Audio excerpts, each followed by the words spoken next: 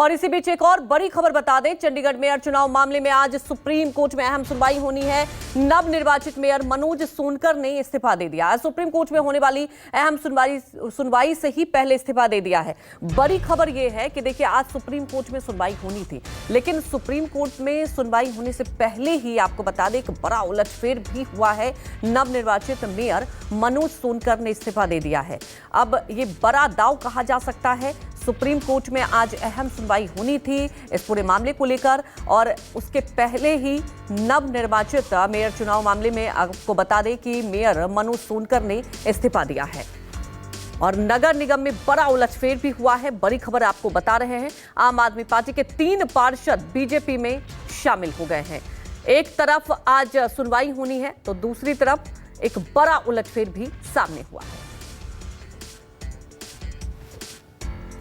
हमारे सहयोगी चंडीगढ़ से अमित पांडे लाइव जुड़ चुके हैं। अमित, देखिए, आपको याद होगा, इसे लेकर आम आदमी पार्टी ने विरोध तक किया था, दिल्ली में प्रदर्शन हुआ था। आज अहम सुनवाई होनी है, लेकिन अहम सुनवाई होने से पहले कहा जा सकता है एक बड़ा उलटफेर हुआ है।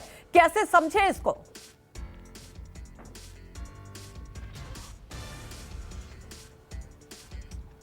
अंजलि, बिल्कुल एक बड़ा उलटफेर है, क्योंकि आज सुप्रीम कोर्ट में जो चंडीगढ़ मेयर चुनाव हुआ था 30 तारीख को, उसको लेकर बड़ा फैसला आ सकता है। और ये बात बीजेपी बाखूबी समझती थी, क्योंकि जिस तरह से सुप्रीम कोर्ट के सीजीआई जो हैं उनका टिप्पणी इस मेयर चुनाव को लेकर था, जिसमें साफ तौर पर बीजेपी को इस बात की उम्मीद है कि कहीं ना कहीं इस मेयर चुनाव को कोर्ट जो है वो रद्द कर सकती है। यही वजह है कि इससे पहले जो नवनिर्वाचित जो मेयर थे उन्होंने इस्तीफा दे दिया। लेकिन इस्तीफा इस वजह से नहीं दिया क्योंकि सुप्रीम कोर्ट का फैसला आएगा। इस्तीफा इस वजह से दिया कि बीजेपी के पास अब बहुमत है। जो मेयर चुनाव को लेकर जो बहुमत की जरूरत थी वो हो चुकी है, क्योंकि आम आदमी पार्टी के 3 पार्षद जो हैं वो कल देर शाम जो है वो बीजेपी उन्होंने ज्वाइन कर लिया है, जिसके बाद जो सोनकर हैं उन्होंने इस्तीफा दिया। तो कहीं ना कहीं जो आंकड़ों का खेल है वो अब बीजेपी के फेवर में आ गया है।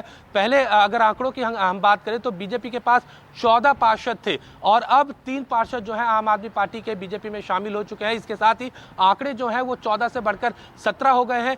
एक शिरोमणि अकाली दल का पार्षद है जिन्होंने पिछली बार बीजेपी को समर्थन दिया था, तो ऐसे में आंकड़ा जो है 18 पहुंच जाता है। और जो सांसद हैं किरण खेर, उनके अगर वोट को जोड़ा जाए तो बीजेपी के पास 19 वोट जो है उस चुनाव में आने, अगर चुनाव होता है तो उसमें 19 वोट होंगे। तो ऐसे में बड़ी आसानी से बीजेपी जो है इस मेयर चुनाव को जीत सकती है।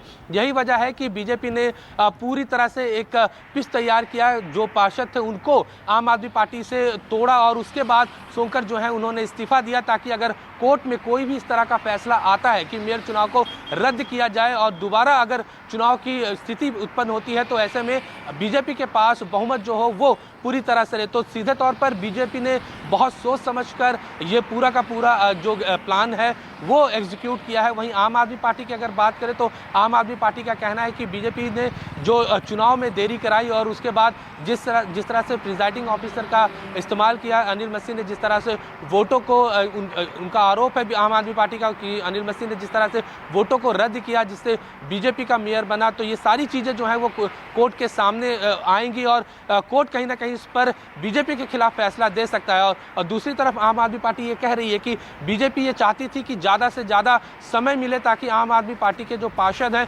उनको तोड़ा जा सके। अगर पिछले 4 दिनों की बात करें तो 3 पार्षद थे आम आदमी पार्टी के जो पूरी तरह से पार्टी के संपर्क में नहीं थे, उन्होंने अपना फ़ोन बंद कर लिया था। और कल शाम खबर आती है कि आम आदमी पार्टी के ये तीनों पार्षद जो हैं वो जाकर बीजेपी ज्वाइन कर रहे हैं। उसके बाद तावड़े से उनकी मुलाकात हुई और उसके बाद सीधे तौर पर बीजेपी जो है अब इस चुनाव में उतरने के लिए पूरी तरह से तैयार है। आम आदमी पार्टी बार बार ये जरूर कह रही है कि ऑपरेशन लोटस जो है वो चंडीगढ़ में चलाया गया है और कहीं ना कहीं लोकतंत्र की हत्या जो है वो बीजेपी कर रही है। एक छोटे से चुनाव में जिस तरह से बीजेपी लगातार आम आदमी पार्टी के पार्षदों को तोड़ रही है, दूसरी तरफ से प्रिजाइडिंग बिल्कुल, और एक बड़ा झटका जरूर लगा है आम आदमी पार्टी को। अमित, आप हमारे साथ बने रहिए, आपको ये भी सुनवाएं कि इसे लेकर आम आदमी पार्टी की तरफ से, बीजेपी की तरफ से क्या कुछ कहा जा रहा है। इसे लेकर राजनीति भी चरम पर है।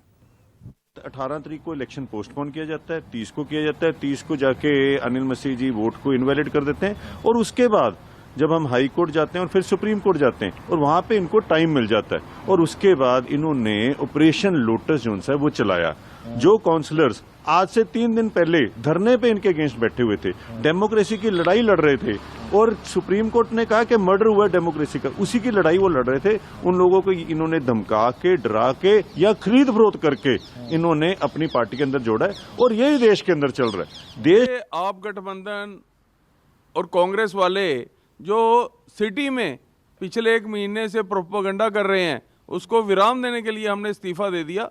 मोदी की नीतियों को देखते हुए अभी कुछ कांग्रेस के और वर्कर और पार्षद और आम आदमी के भी वर्कर और पार्षद भारतीय जनता पार्टी को ज्वाइन करेंगे।